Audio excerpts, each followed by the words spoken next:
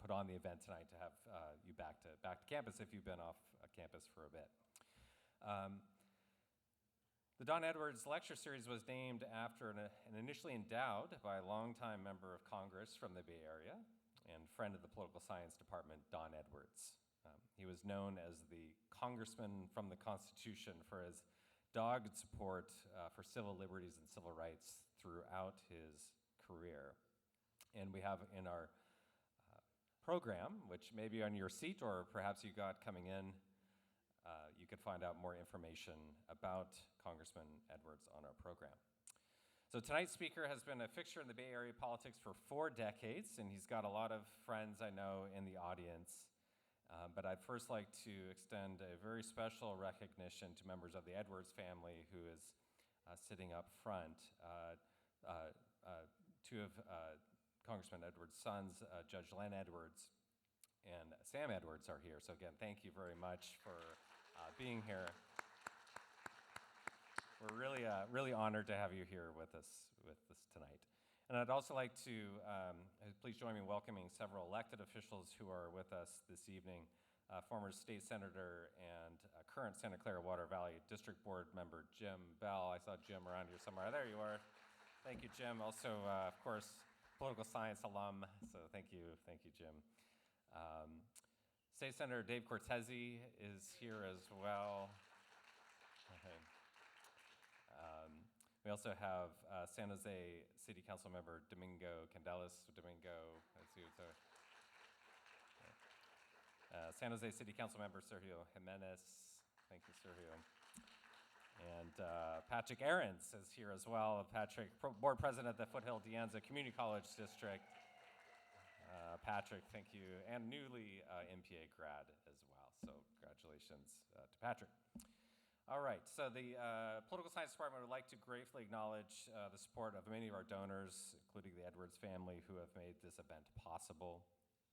I'd also like to give a sincere thanks to Christy Williams, who is somewhere around here. Christy is our wonderful department administrative analyst, and this event would not have happened for sure without Christy, so thank you very much, Christy. And to Professor James Brent, who is out in the audience there, who worked very hard to put this event on as well. So thank you to Dr. Brent.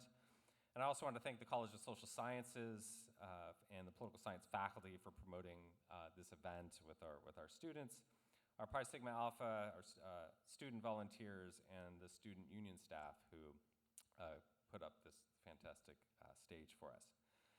All right, next I'd like to turn it over to the College of Social Sciences Dean Dr. Anne Marie Todd, who is going to introduce tonight's speaker. And so Dr. Todd, take it away. Thank you very much. I was asked if I was going to scoot onto stage, and I decided not to show you my different tricks. It is an honor to be here for the first Don Edwards lecture since 2019, I understand, since before the pandemic. As someone who has been here seeing the campus come back to life, this is really special. I've been at San Jose State for 21 years, and as a faculty member, the Don Edwards lecture was an opportunity to hear a fantastic speaker and have some great food as the tradition continues. Now as the dean, I understand it's so much more than a cool talk. It is an acknowledgement of the incredible impact of the political science department. Its students, its faculty and staff, and its alumni continue to shape the future of this valley, the Bay Area, California, and the nation. It is an affirmation that this department is the bedrock of a strong and vibrant community, and that the importance of events like this to strengthen our connection and commitment to that community. And it is a reminder of the importance of democracy, the role of individuals, such as those speaking here during this series, to influence our world through civic engagement, public affairs, and running for public office. So it's really an honor to see so many people here that shape the way that we live, work, and play in this valley today. So to host an event of this magnitude really says so much about this department. As dean, I love all of our departments, but I'm going to say here in public, the political science department is truly special. It is my absolute, yeah, there we go. Okay. So it is my absolute honor tonight to introduce Ken Yeager, our speaker. Not only is he a graduate of SJSU's political science department, he is a longtime lecturer in the department and its master's of the MPA MBA program, and he was also a mentor of Don Edwards itself. So James Brent kindly provided a 2-page long introduction, and when I met Ken for the first time tonight, he said, keep it short. So I'm a little nervous about how I'm going to do this with someone who has done so much for this community. So I will just say that after, I'm not going to just say, I'm going to cut a few things, but after receiving his degree from SJSU, he went on to earn his master's in sociology and PhD in education from Stanford University.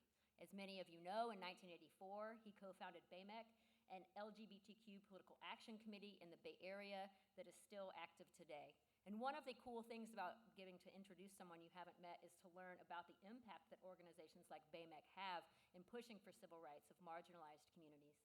In 1992, he was elected to the San Jose Evergreen Community College Board, becoming the first openly gay public official in Santa Clara County. He subsequently won election to the San Jose City Council in 2000 and the Santa Clara County Board of Supervisors in 2006. So I understand that you termed out of office, but I also know that you have kept very busy. So as the executive director of the BAMEC Community Foundation, and Ken also oversees the LGBTQ+ local history project, Queer Silicon Valley, publishing 3 books. Trailblazers, Profiles of America's Gay and Lesbian Elected Officials is one of them. And his latest, which will be available for sale after the talk tonight, Run, My Story of LGBTQ+ Political Power, Equality, and Acceptance in Silicon Valley. In addition, as many of you have probably read, his opinion pieces have been printed in local periodicals and newspapers, and in 2010, Metro Silicon Valley named Ken as one of the 25 people who changed Silicon Valley. I just got goosebumps from that. But more importantly, Ken Yeager is a friend of this department, and we are absolutely honored to have you here.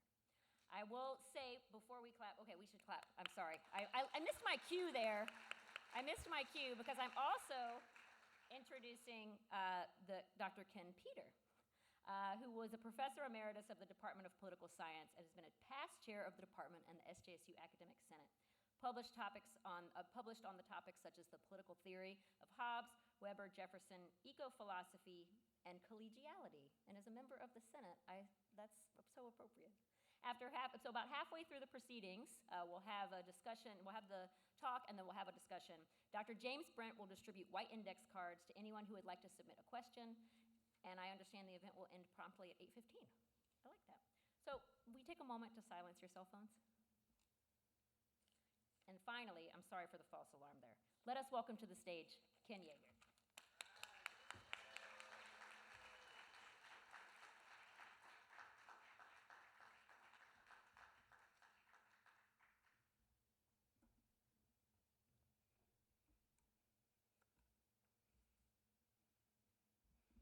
Well, good evening, everybody. Thanks for coming out. This is really quite a pleasure. It's good to see everybody. But first, I'd like to recognize my partner, Michael, who has been on my journey with me for the last 26 years. So thanks for being here. I'd also like to recognize that Patty Cortese, who is on the East Side Union School Board, is here as well.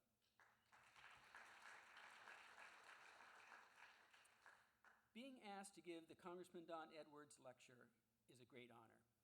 I had the privilege to work for him in Washington and in the San Jose office.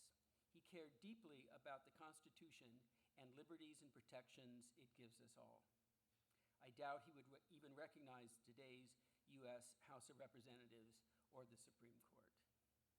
At a breakfast meeting BAMEC had with Congressman Edwards in 1992, he told us, "You've got to have anger, emotion, and activity to be good at politics.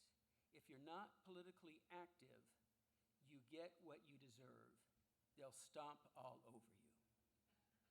And I believe Wigsy's and my story, along with so many other people here, is that we chose to fight back with anger, emotion, and activity rather than being stomped on. So thank you, Don, for that guidance. There are a couple things I knew when I was growing up. One was that I knew I was gay. The second was I couldn't be gay in my hometown. That is why after I graduated from high school in 1971, I left Riverside for good, becoming part of the gay diaspora where LGBTQ people move to towns where no one knows them and and where they must create a new identity by themselves. I had visited a number of colleges and universities, but there was something welcoming about San Jose State that drew me. Originally a journalism major, I soon switched to political science, where I found a supportive and collegial environment, and I know that still exists today. The friendships I made with other students and professors have lasted me a lifetime, as has my relationship with this university. I can't tell you what a thrill it was when I was told by a friend that there was a banner in the student union recognizing me as a distinguished alumni. And I hope in some small way the story on that banner will show students that they can fulfill their dreams and ambitions here at San Jose State. Go Spartans!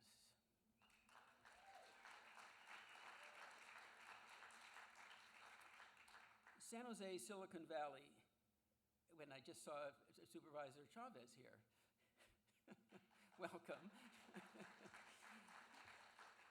San Jose, Silicon Valley has a unique LGBTQ story to tell, separate from San Francisco's.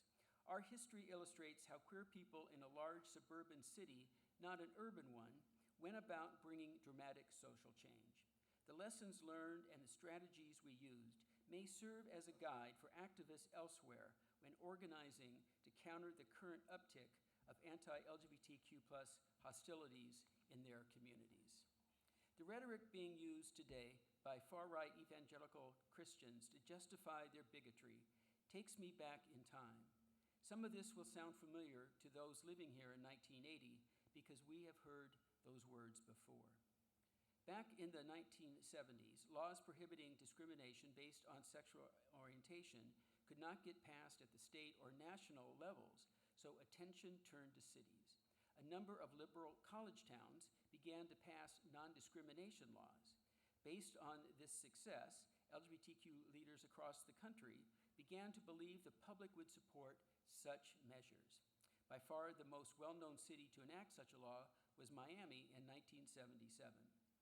To the surprise of many, this led to an unexpected backlash as the newly formed evangelical right hijacked the issue from being about civil rights to one about immoral gay lifestyles. That movement would give rise to Anita Bryant, Jerry Falwell, and Pat Robinson with their Save the Children campaign. The tagline was, "Homosexuals can't reproduce, so they must recruit." They quickly gathered enough signatures to place a referendum on the ballot. Unfortunately, Miami voted overwhelmingly to repeal the non-discrimination law. Christian extremists found a gold mine, similar to what is happening today. They went to all the cities that had passed non-discrimination ordinances, overturning them. Wouldn't you know it, that it was just our luck in San Jose and Santa Clara County that both nationwide movements arrived at the same time in 1979. After 6 hearings and 25 hours of testimony, mainly by evangelical Christians, the Board of Supervisors voted 4-1 to pass the non-discrimination ordinance. With less fanfare, the city of San Jose took a similar vote. Opponents quickly gathered twice the signatures they needed to put the 2 referenda on the 1980 June ballot. With less fanfare, San Jose City Council took a similar vote. Opponents quickly gathered twice the signatures they needed to put the 2 referendum on the 1980 June ballot, Measures A and B. The opponents' campaign material emphasized the stereotype of gay men as sexual deviants and child molesters who could not be trusted around children. Supporters of the ordinance never had a chance. It was a bloodbath. By a margin of 3-1 or 70% to 30%, both measures went down in flames, countering any popular belief that Santa Clara County was always a bastion of progressive politics, particularly for its LGBTQ residents. The local queer community was demoralized, as must be the case currently for people in states that are passing anti-trans and anti-LGBTQ laws, each more hateful than the last. But herein begins my journey. This anti-gay environment had a personal effect on me. So prevalent were these attitudes in 1984 that a San Jose assemblyman with the rhyming name of Alistair McAllister wrote an op-ed in the San Jose Mercury News pleading for Governor George Deukmejian to veto a law that was passed by the legislature to make it illegal to discriminate based on sexual orientation. McAllister said signing that bill would give the wrongful practice of homosexuality legal, social, and political legitimacy. I was well aware of the hatred and persecution that LGBTQ people faced, but this was the first time I had heard someone phrase it so bluntly. You and your kind are undeserving of any benefits in this society. If that position sounds familiar, the recently elected Speaker of the House, Mike Johnson, made a similar statement when he said, "Society cannot give its stamp of approval to the dangerous homosexual lifestyle." Once again, the message is homosexuals don't deserve any rights of citizenship. Outraged by the time I finished reading McAllister's article, I felt my contributions, along with those of my LGBTQ friends, were not just devalued, they were unwanted. Putting the paper down, I told myself, Ken, if you don't fight for your rights to be part of this community, then you can't expect anyone else to do it. I realized that if I were to have standing in San Jose, I would have to fight for it. I decided to challenge the assembly member by using his weapon of choice, an op-ed in the Mercury News. There was just one minor hiccup. I wasn't completely out. My byline in the Mercury News meant that I would come out to the newspaper's entire Bay Area readership. I knew the publicity might cause me problems, and I wondered if my political friends would distance themselves because I was too out, or if I would ever be hired to manage another political campaign. As luck would have it, and apropos to this lecture, I was working for Congress Don Edwards at the time, and I worried he may not think having an openly gay staffer was a political plus. And this was at a time when people did not have openly gay political staffers. But he didn't hesitate for a second in telling me to go ahead and submit it, which I did, thus changing the whole trajectory of my life for the better. After I came out publicly in 1984 with my opinion piece, I was chomping at the bit to see what political talents I had. I had been active in local politics for 10 years, had worked for a number of elected officials, had gone to Washington, D.C., and like so many young people who have not yet found their career path, was ready to find the right opportunity to make a difference. I believe that one goal that all LGBTQ people share is the wish to make the world a better place for the next generation than it was for themselves. I sensed that my calling was to help the LGBT community gain a political foothold so we could be full participants in government. But how? Or more specifically, how in San Jose, which, let's face it, is not a hotbed of political activity?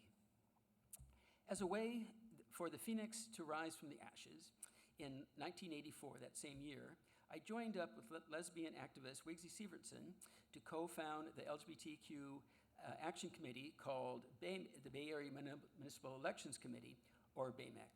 Wigsy, why don't you raise your hand so we can acknowledge you for all of your work. Woo. When we started our endorsement process, we worried few candidates would want to be associated with us.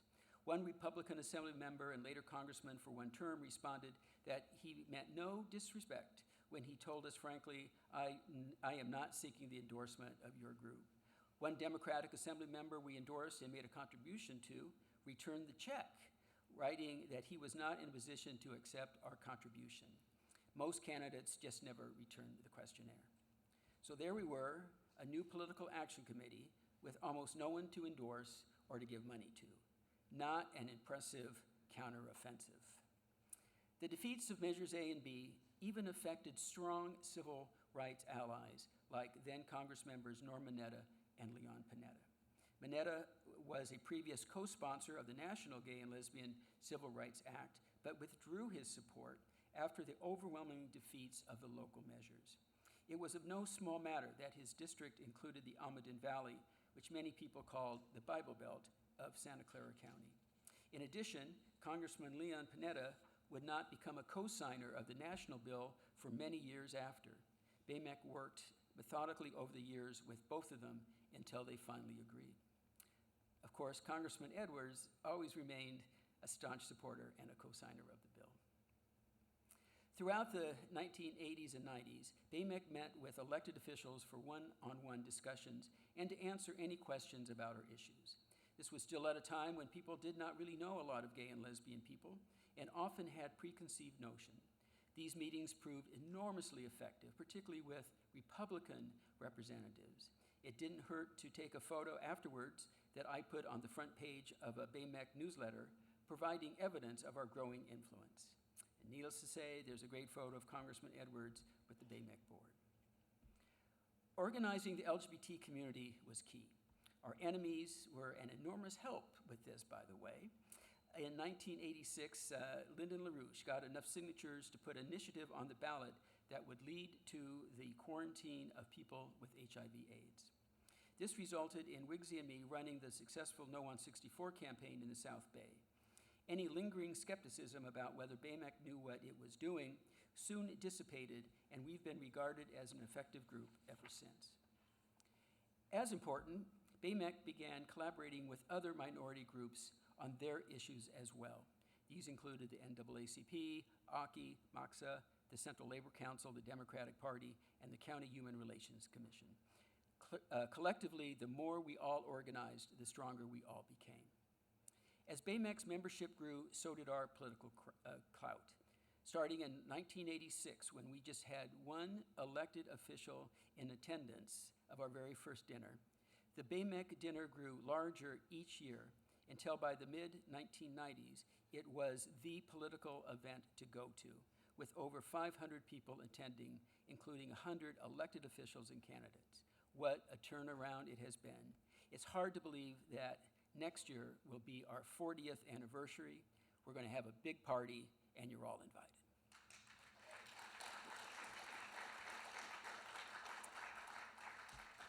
And things began to change for me.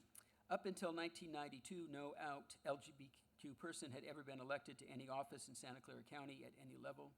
In fact, only a handful had been elected in the entire country. This changed when I won a seat on the San Jose Evergreen Community College Board, followed by a win on the San Jose City Council in 2000, and then the Board of Supervisors in 2006, until termed out at the end of 2018. One hurdle that any minority candidate has to overcome is the belief that they will only focus on issues related to their interest group and not the whole community. This is especially true when they are the first and voters don't have anyone to compare them to. Part of the negative campaigns used against me was that I was better suited to run in San Francisco since I would only focus on gay issues because that must be all that gay politicians do, which of course is total nonsense. Try slowing down traffic in the neighborhoods, expanding the trail system, or getting toys out of kids' Happy Meals. Now those are what take a lot of time. Having said that, I'm tremendously proud of my accomplishments for the LGBTQ community. I was the first to raise the rainbow flag at San Jose City Hall in 2001, and then at the county government building in 2007. First to have the San Jose City Council approve a Pride proclamation in 2001, and now we have rainbow flag raisings and proclamations galore. And I am most proud of creating the nation's first county office of LGBTQ affairs in 2015 and our first gender-affirming medical clinic in 2018. There are great rewards in persevering in the political game, of being around long enough to recognize when opportunities arise to further the agenda. I remember all too vividly the awful days of the HIV/AIDS epidemic. I have always felt an obligation to do all I could to stop the spread of the disease and to provide services to those who are HIV positive. It was in 1986 that Wigsy and I stood before the County Board of Supervisors and urged them to allocate the first dollars to combat HIV/AIDS in the county. Not only was the funding granted, but Supervisor Suzanne Wilson moved to create a countywide HIV/AIDS task force and appointed me as the chair. Our current HIV/AIDS programs and services have their roots in those actions. 30 years later, while serving on the same Board of Supervisors, I was able to allocate $6 million over 4 years to fund our Getting to Zero campaign and our goal of 0 infections, 0 deaths, and 0 stigma. And it gives me a great sense of closure that as someone who did not die during the peak of the epidemic, that I did all I could to prevent anyone else from dying. But there have been times of great joy. As a longtime supporter of same-sex marriages and someone threatened with a recall due to my advocacy of supporting equal benefits to married San Jose LGBTQ employees as straight ones, I was over the moon when on June 17, 2008, the California State Supreme Court ruled that same-sex couples could get married in California. As a supervisor, there was a quirky law which enabled me to conduct marriages.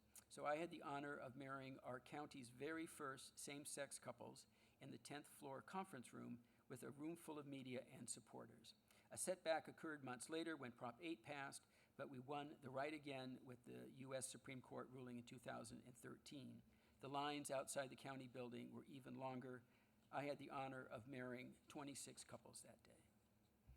Since being termed out of the Board of Supervisors at the end of 2018, I progressed from elected official to LGBTQ historian as the executive director of the nonprofit arm of BAMAC, the BAMAC Community Foundation.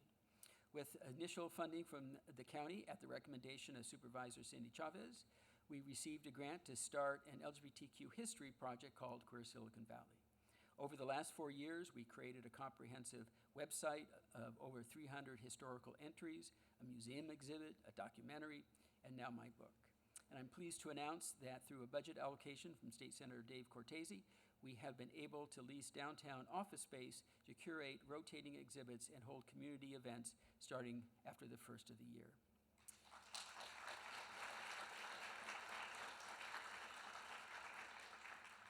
Lastly, I'm pleased to announce that Special Collections and Archives at MLK Library has asked if I would donate my papers covering 40 years of LGBTQ activism and elected office. Of course, I said yes. And I joined Congressman Edwards, Mineta, and Honda, Mayors Hammer and Hayes, Supervisors Wilson, Diridon, and Alvarado, whose collections precede mine, and it really is a great honor.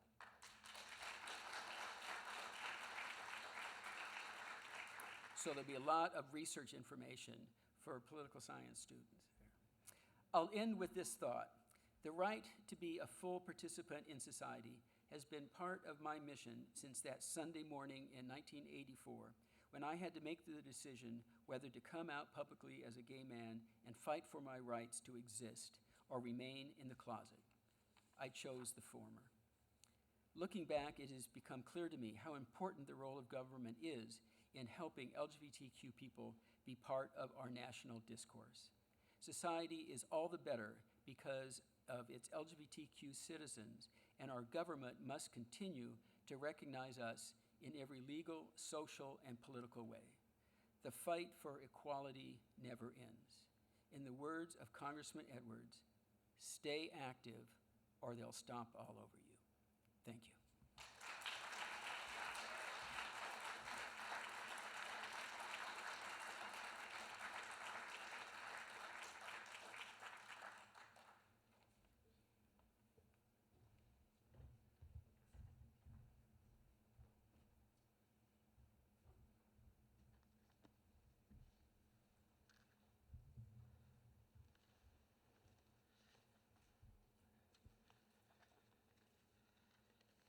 Well, first of all, thank you for that speech, and let me extend my congratulations on the book.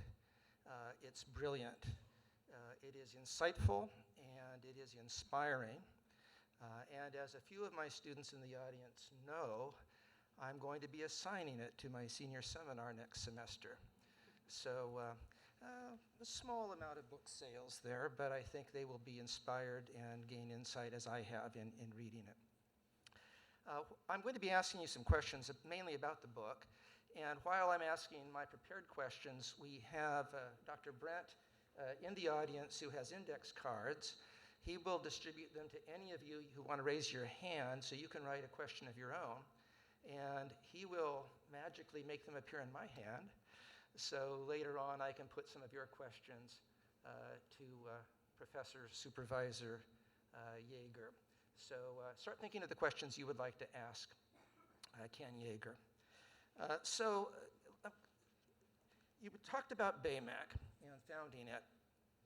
When I was reading your book, what was really interesting to me was your discussion of its effectiveness and its tactics. And in the early days of BAYMAC, could you describe how it operated to encourage reluctant politicians to embrace LGBTQ rights? I think I got it. Well, first, Ken, thank you very much for being the person who suggested that I should write a book. That I lectured in one of your classes, and it was afterwards that you said that it was powerful material, and I should think about writing it, and that really led to writing. So thank you very much for that. Thank you very much for that. And I'm going to say I, but really it's Wigsy. It's really we. As we were trying to manage this minefield that we were on. I mean, again, when 70% of the voters don't think that you should have really any rights at all, you're really starting from the bottom. And then how do you begin to make change? Shouting and screaming and throwing things at people isn't going to work. And so I think one of the differences that you have in a suburban community as opposed to an urban one is, in a sense, it's got to be a little bit more genteel, more incremental, steady as you go, rather than making demands that nobody is going to agree to. I mean, at this point, it's political peril for people to publicly support LGBTQ people. Many certainly did privately. And so it depended on which elected official we were working with. And I'll try to make these stories short, but they're all in the book.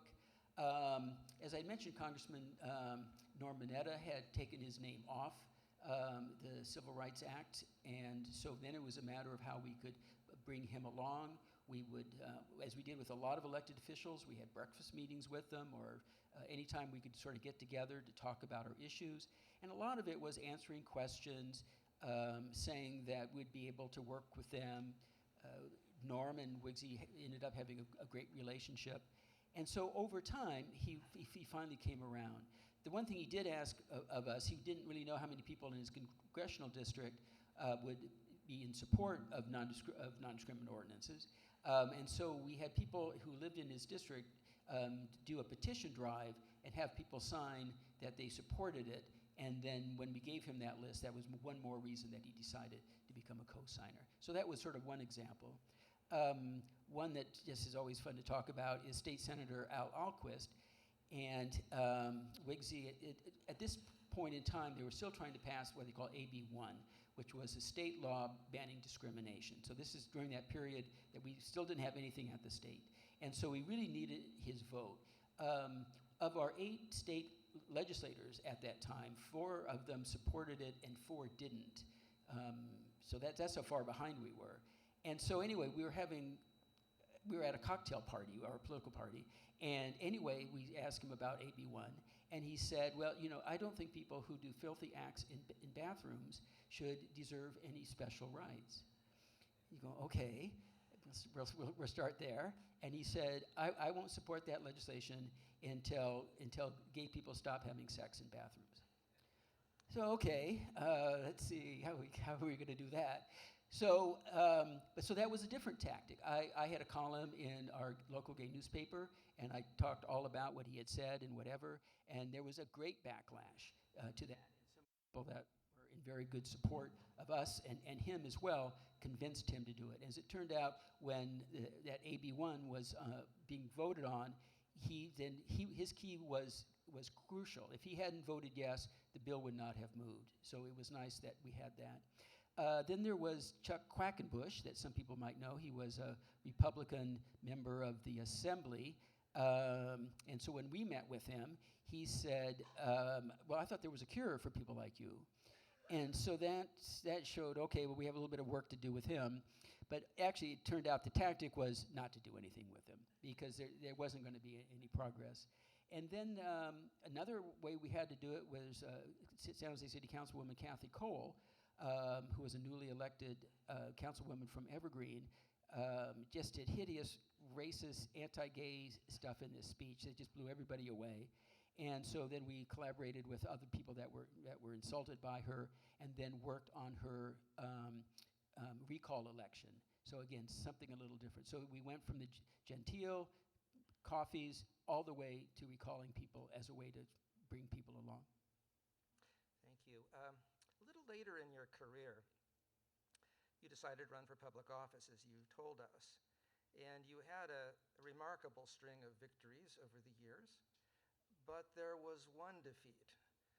The one defeat was when you were running for state assembly and you were defeated in the primary. And you talk a little bit about a rather dramatic last week of that campaign. Could you tell the audience a little bit about what happened during that week and the aftermath? Yeah, and it's really a pleasure to have State Senator Cortese here with us this evening. Yes, there were 4 of us running for state assembly in '96. There was no incumbent. It was, at the time, County Supervisor Mike Honda, myself, Eastside Union School Board Trustee Dave Cortese, and Trustee Patricia Martinez-Roach. And things were going pretty well. We were working very hard. We had many endorsements, raised a lot of money, and feeling pretty good about things.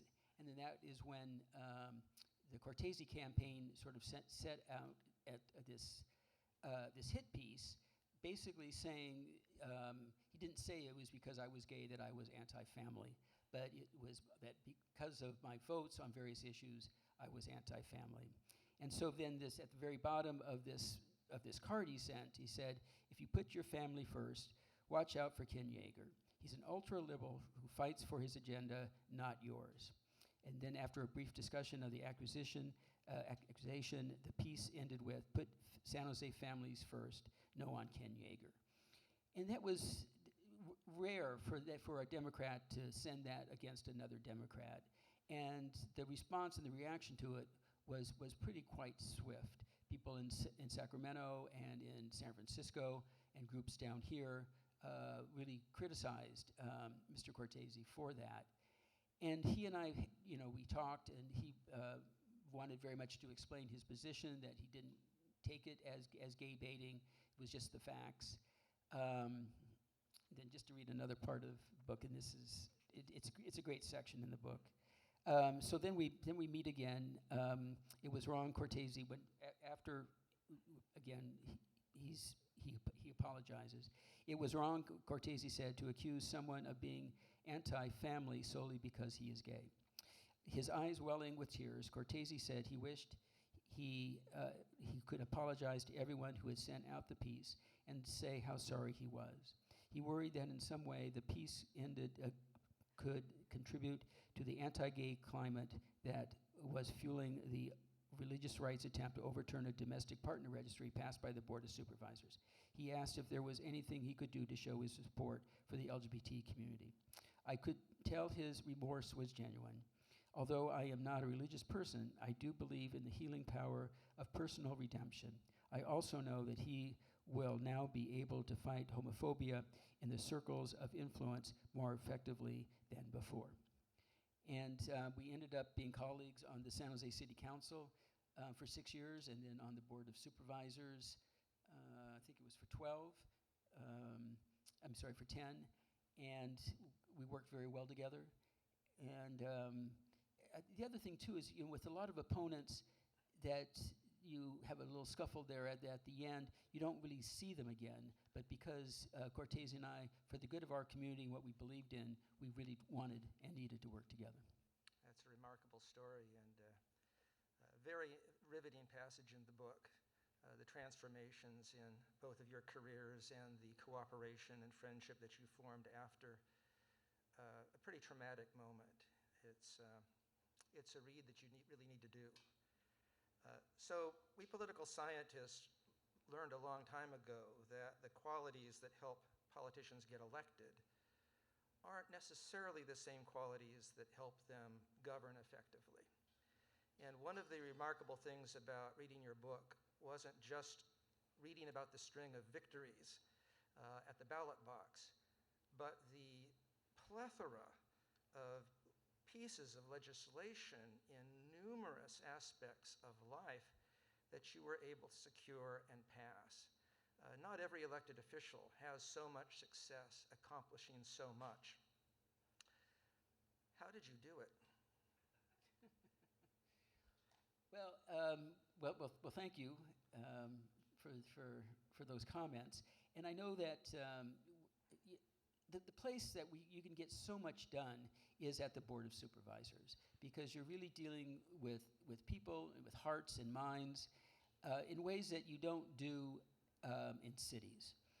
And it's great that Jim Bell and Cindy Chavez and Dave are here, because they all understand this and have very good records as well.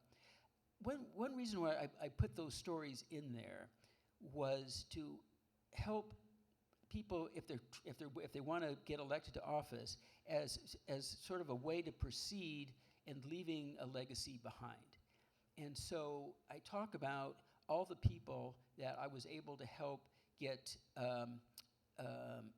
promoted or hired. I was very strong supporter of our county executive. He had a health background. I wanted that. We were able to get him hired. Dr. Sarah Cody, very supportive of her when she first came to the county, and we had her to be the county health director, but I also then pushed for her to become the director of public health, so she had both positions, so there wasn't any infighting going on as well. I cared very much about health. There's probably the issue that I focused on the most, particularly children's health. And I had all the support from the county executive to the county health department sort of behind me, and all of their connections as well.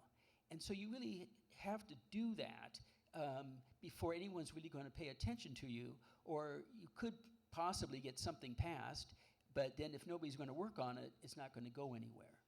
And so really start early, and and maybe just focus on some things rather than too many things, and you'll get a reputation for the person to go to when somebody has a creative idea or an organization wants to pass something. There's a great organization here called First Five that works with kids 0 to 5. I served on that for 6 years, and that enabled me to work on these other kind of issues, because we would do some stuff at the county, and then we would do something at First Five, and then we would do it in child care centers. And so we just sort of go around and try to collectively make as much of an influence as you can. Well, I'd certainly recommend that any newly elected local public official read the book. It's a primer on how to be effective in office. Out of all the various issues, though, that you worked on and you saw success with, there was one in particular that brought out some emotions in you. In fact, when you successfully, as county supervisor, created the Office of LGBTQ plus Affairs, you describe it as one of the most emotional moments in your career. You made the local press for shedding a few tears in public. Could you explain to the audience why it had that impact on you? So this is where I should say, well, we'll play the tape. Yeah, and I've thought about that. I couldn't have been more surprised. I had worked very hard to have the various departments provide better services to people in the LGBTQ system, particularly LGBTQ youth in the juvenile probation department. And so we started doing trainings for all the various departments so they could teach and learn and provide the material so they could be better providers. And when they were done with that, they actually got a grant. And then when that finished, my thought was, well, I don't want this to stop. This is too important that we don't have anybody sort of designated in the county to sort of make sure that the LGBTQ population is being served, because you know that they're not. So you have to figure out what you're going to do. Part of that was I knew we needed research. And so when I was board president, I asked the board to fund a health assessment of the LGBTQ community. And that told us what we already know. I mean, homeless rates up, mental health rates up, homelessness up. I mean, you go down the line that that LGBTQ kids were much more affected than the overall population. So now you've got that to deal with, but who's supposed to take care of that? And so the idea came to me, well, why not have a separate agency or organization within the county that has the direction of doing that? And so on the day that I proposed this to the Board of Supervisors and was very collected, I was all set to go. And I take a pause in my speech to thank Dr. Smith, the county executive, and all the people in the county administration who had been so helpful. And I don't know what it was, when you really are thanking somebody from the bottom of your heart, you get a little bit more emotional, and because you're so sincere. I mean, here, these people allowed me to have a dream come true, to leave a legacy that was going to have tremendous impact on all of the many young LGBTQ people in the county for decades. And so anyway, out of nowhere come the tears. And we sort of get startled. Poor Cindy Chavez was sitting next to me, didn't know what to do. Dave was board president, he didn't know what to do. So I collect myself and I say a couple more sentences, and then I start crying again, and then a couple more sentences, and somehow I finally get through. And when I say, and therefore I would like to make the motion, everybody applauded, and they were just glad that I finally was done. But I've thought about it, and I think for all of us, not just for people who might be from one minority or the other, life is tough, and we go through the bows and arrows and disappointments, the struggle, and you do that for a lifetime, and you don't really perhaps know what effect it is sort of having on you. And so I think, as I look back on it, I think I was so relieved that I was able to accomplish something, and it made all of those fights worthwhile, that it just drove me to tears.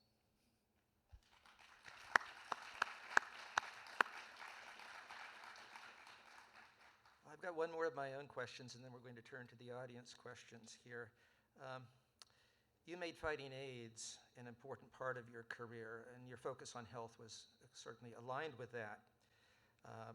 We have quite a few young members of the audience here with us tonight, and they all have vivid memories of COVID, but many of them may not have much understanding of AIDS, and maybe it's a testament to some of the successes in combating that disease that they don't, but they should.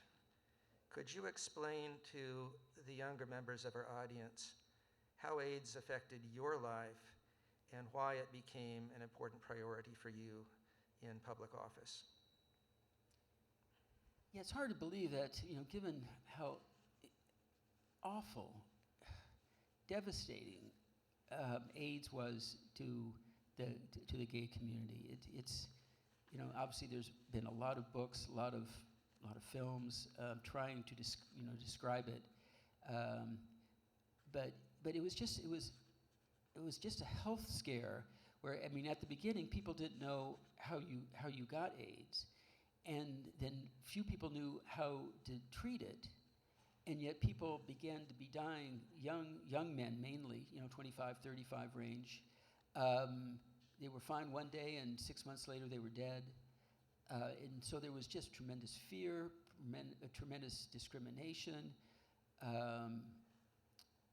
It was certainly the worst thing you could imagine in life. And so I think I didn't want all of those times and people whose lives were lost to be forgotten.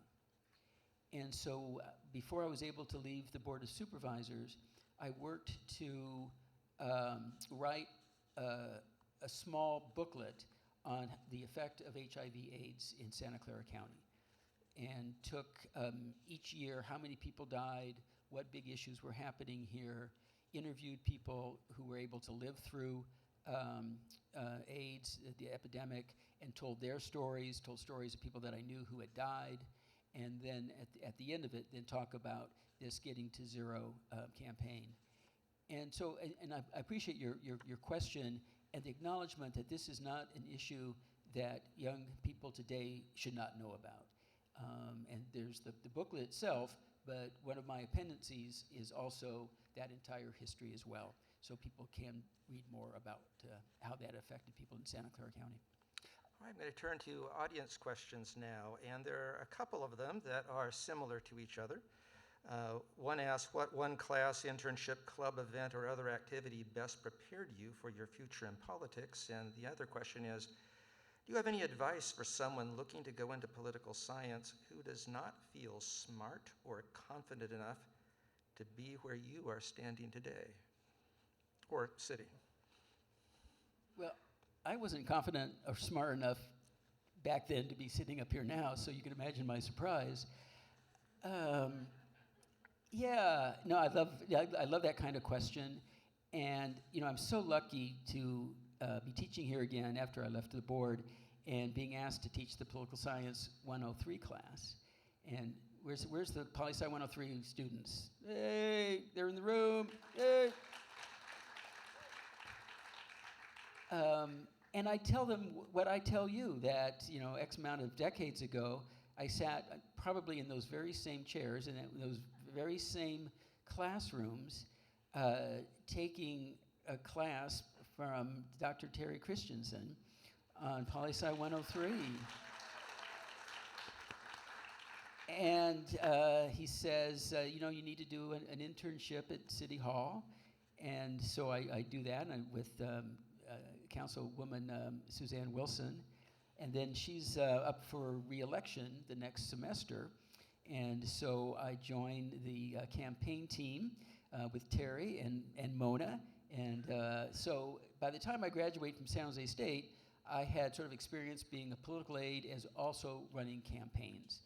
And so that led me, to create one step after another for the various people that I worked for. Again, the good fortune to work for Congressman Edwards in Washington, getting the PhD, and then going back to teaching, and then elected office. So, that's just how it all happens. And I don't think the other thing for me, since there wasn't any openly gay people in Santa Clara County, and very few in the United States, running for office was not an option. I mean, I was happy being a staffer. I mean, that's a good job.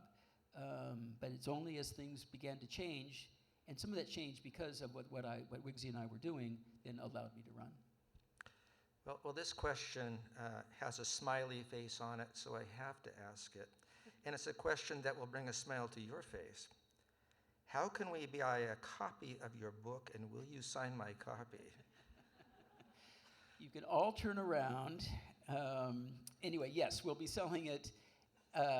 And so we've got it back there, and we take cash or Venmo or PayPal, and I'd be happy to autograph it as well. All right, so this question comes from the audience, and it would have been appropriate to tag on to a question I asked a little earlier.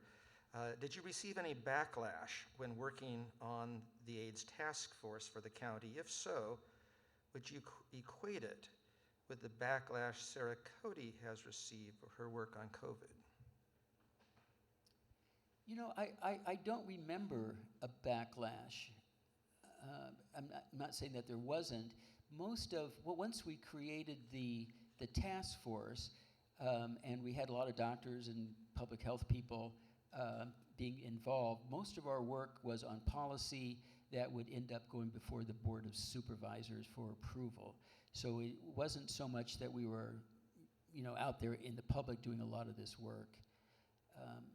So, there were certainly problems, with some hospitals, with some doctors trying to, treat people. The other problem too was trying to find housing for people who had HIV/AIDS because they were kicked out of their apartments, and so we were trying to see how we could sort of deal with that.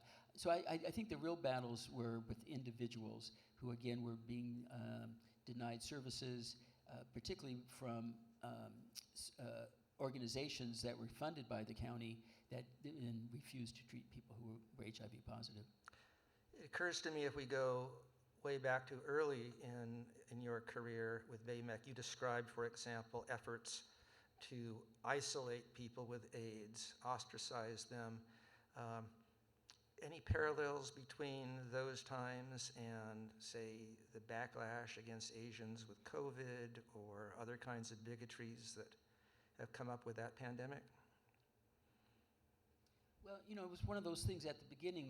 They weren't exactly sure how people get COVID, and so some of that, those restrictions, shying away from people, not going out to restaurants, reducing, contact, more out of total fear, without really having a lot of information about ways for people to protect themselves. And that certainly was the case with AIDS, particularly at the beginning when they just didn't know how it was transmitted. And again, there was all that worry of, well, if I go to a restaurant and the waiter has AIDS, am I, can he serve me food, or who's washing the dishes, or there was anything in the public that might involve a gay man, they were immediately shunned out of concern that somehow they would be able to get AIDS, again, from touching something that somebody touched. And certainly that was the case, I think, with COVID as well. Okay. What was the most influential piece of legislation you have worked on when you were in city council? Okay. There were a couple things, and it sort of ties back to how you can be an effective legislator. And when I got to, so I've not always been a runner, but I've been a runner for a long time. And so I've run around all San Jose. And I always knew how poor our trail systems were. Very, they would start, they would stop, there was no designation, it was a mess. And so I remember meeting with the parks director, one of my very first meetings, and I said, well, can I see the master plan for city parks? Oh, yes, Councilmember Yeager, no problem at all, I'll get that to you. Well, weeks, months go by, and so I call him up, and I say, hey, where's the master plan? Well, it turned out the city did not have a master plan for trails. And so that began the whole city's work on creating and mapping out the trail system that we want. Well, that was great. However, I wanted to make sure that this was going to be someone's job to make happen because of how important it was. And so I had made the motion at City Council that we that we create the position for a trails coordinator, and which we did. Somebody was hired, and we still have that position now. The other thing, too, was I live near the airport, and if you live near the airport before we had our curfew, you knew one of the big issues was when those planes would take off and when they would land. And so because this bordered my district, and I was also great friends with Mayor Janet Gray Hayes, who made it her life's ambition to get a curfew. So she and I worked together, and then with Rick Doyle, who was the city attorney at the time, somehow we were able to get the FAA to require a curfew at San Jose Airport, which we never had before. It didn't hurt that Norm Mineta was the Secretary of Transportation during that time. So I was very proud of those two. Well, this card begins, honest answer, please. And before I go any further, I want you all to know that Ken Yeager is one of the most honest politicians we've ever had. So it wasn't necessary to ask him to be honest about it, but honest answer, please. Do you think Norm Mineta went back onto the equality bill because of persuasion, or because the culture changed, or there was more public acceptance of LGBTQ rights? Boy, a little bit of all three, of course. Things were changing, slowly. Things were changing here as well. Just as an example, where we start off with only one elected official going to our first dinner. By the time we have our big dinner that we've ever had, and we had Mayor Susan Hammer, who had just gotten elected to be the keynote speaker. And as I put in the book, LA, San Francisco, you can get all the movie stars you want to be your keynote speaker. We got Susan Hammer. I mean, it was a big deal. But all 11 city council members and the mayor came to the dinner. All of our state legislators, except for Quackenbush, came to the dinner. All the county supervisors, all of the congressional members. So politically, that had really changed. And so there was probably now, which is remarkable, before you couldn't support our rights, and things switched with all of this work we did that you almost had to support our rights. And so I think there was just enough momentum for people like Norm Mineta, who was a little nervous, and others, that they realized that it was okay to do it. I should also say, part of what BAMEC was doing, we would often tell people, we will, if you get into trouble, we will help you however we can. We'll give you money, we'll get you volunteers. So if there is a risk, we'll try to balance it out. And I think that gave people some comfort too. Future Senate run, question mark? I'm very happy with what I'm doing, so I'm happy where I am. That was a careful answer. All right, now I have a final question, but I notice that I have 5 student questions that are all about the same as my final question. So bear with me, I want to read all of them because I think it tells you something about what's really on people's minds. One asks, what direction do you think LGBTQ activism should work towards to combat current anti-LGBTQ rhetoric? One asks, as an advocate for LGBTQ plus rights and an author, do you think the various bans on LGBTQ plus books could cause a decay in public opinion? One asks, how did you combat political fatigue and frustration? One asks, on your journey fighting for LGBTQ plus rights, did you ever have the thought of giving up? One asks, with the political landscape being so bleak, how do we remain hopeful and continue to advocate for ourselves? Okay. Well, my partner Michael probably knows more about the fatigue and the stress all of this takes. You know, but I have to tell you, I was very determined. I mean, nobody was going to stop me. I mean, I knew what I wanted to do, and I knew how to achieve it. And so you get pushed back, you get the disappointments. But I never really thought that it all wasn't going to happen, that we were going to get to the place where we would be accepted, because there was no reason not to. I mean, all of those myths and stereotypes that they have about LGBTQ people just aren't true. I mean, we're just like everybody else, we're a little different here and there, but that's about it. And maybe it helped being in the Bay Area rather than in Arkansas, but I knew I'd never wanted to go to Arkansas, so that wasn't going to happen. And so you sort of create a life, and you want to make the world better when you're gone, and so that just takes a little bit of work.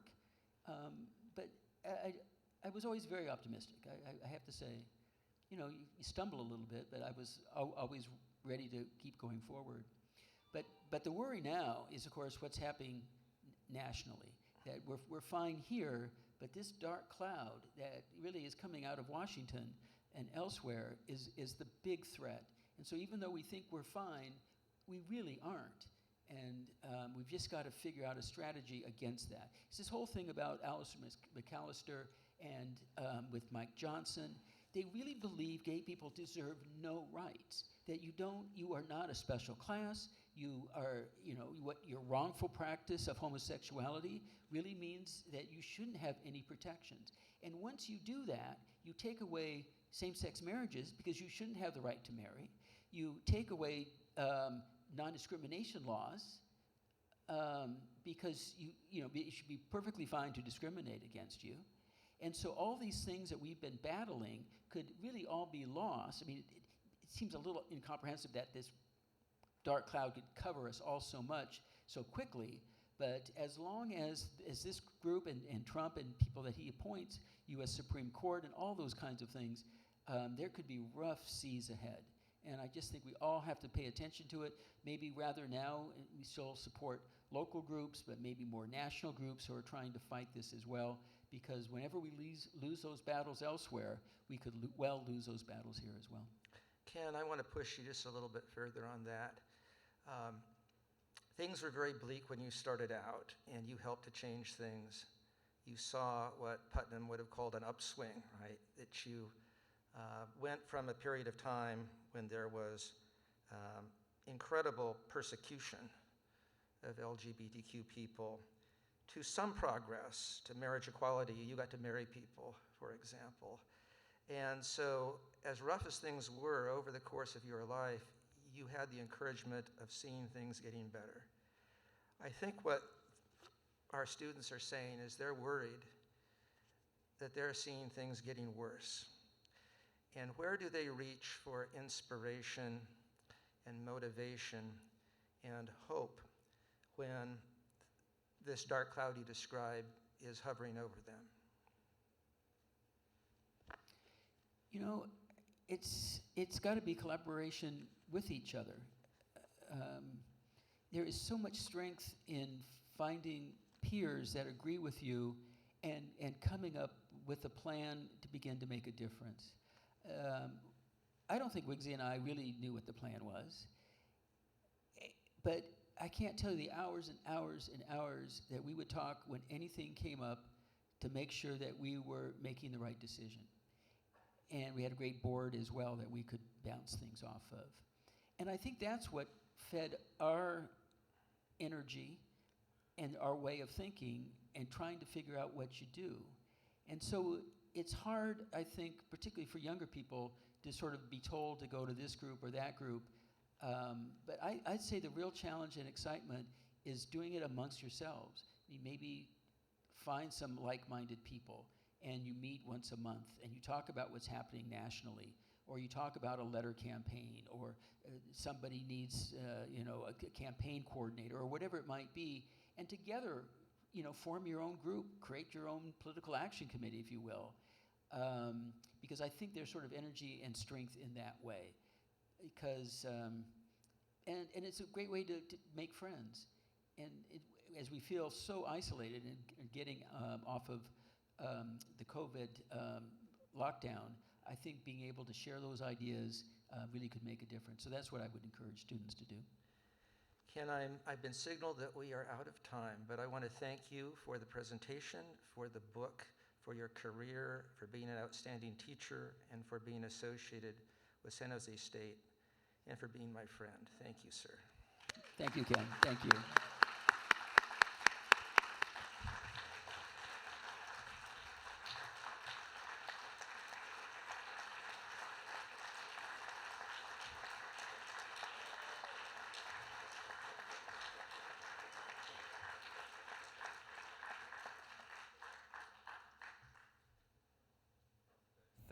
Thank you, Ken, and Ken again for the great presentation and conversation. Ken, if you wouldn't mind, I'd like to take some pictures and have a chance for Ken to take a picture with Ken, and then invite others who'd like to take photos with Ken Yeager. Also, if your former elected colleagues would like to come up and take a picture as well, this is the opportunity to do that. And then please also remember, Ken will be signing books in the back. So thank you again, everyone, for being here today. Thank you.